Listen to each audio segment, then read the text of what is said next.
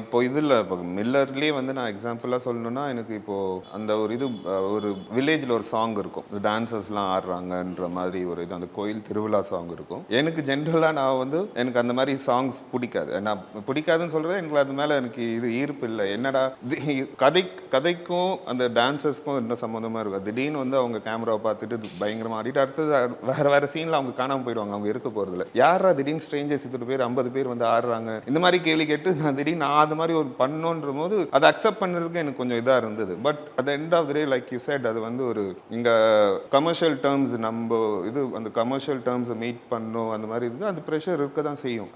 அந்த காம்ப்ரமைஸ்லாம் பண்ண வேண்டியது தான். ஐ மீன் இன்ஃபர்ட் ஆல் நீங்கள் அந்த மாதிரி ஒரு இது பண்ணோம் அந்த ஸ்கேலில் நீங்கள் பண்ணுற போது அதை எதிர்பார்க்குறாங்க நம்ம ஊரில். அது ஒன்றும் பண்ண முடியாது. பட் எனக்கு அது வந்து நான் I think that would be my first and last song அந்த மாதிரி. அப்படியா? அதை நான் ஒரு கால் நான் தெளிவாக எடுத்துட்டேன்.